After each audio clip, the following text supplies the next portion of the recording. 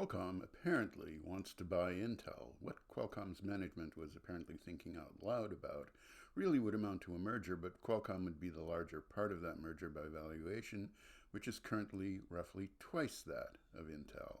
I'm not familiar enough with the regulatory environment for mergers to say whether this is just a fantasy or would be immediately shot down by EU, US, or other competition regulators. A merger might not be allowed because that merger would instantly create the number one chipmaker by sales. European chipmakers like NXP are much smaller than the giants of the industry and would be further disadvantaged by an even larger competitor. Currently, the number one chipmaker by sales is NVIDIA. Broadcom is number 2 and Intel is number 3. Samsung is number 4, followed by Texas Instruments, Qualcomm, and Micron. The thing about lists like this is that chipmakers are not directly comparable. For example, some have their own fabs and some don't.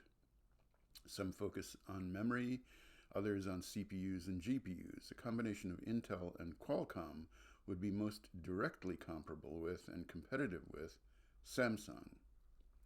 Qualcomm will certainly appeal to politicians' fears of the Chinese chip makers. You'll notice they're not on the list above here, in part because getting comparable numbers is difficult. SMIC or SMIC is certainly a very large fab company, but the biggest chip designers, like HiSilicon, are hard to compare because HiSilicon is a division of Huawei. Nobody else in the chip business is integrated with a giant state-owned or partially state-owned telecom equipment company like Huawei. Another reason to be skeptical of fears about China is that Chinese chip makers need access to silicon wafers, chemicals, and equipment from overseas companies. On the other hand, the Chinese government is obsessed with AI and the entire supply chain behind what would be needed to dominate AI. And a lot of Chinese chip industry are divisions of state-owned enterprises. I'm trying to think of reasons why a Qualcomm-Intel merger doesn't make sense, but I don't see big disqualifying factors outside of anti-monopoly regulations. There are countervailing forces among government officials, like the China threat, real or imagined. It is possible that what Intel needs is bigger scale to support their enormous ambitions of returning to a dominant position in both chip design and fabrication.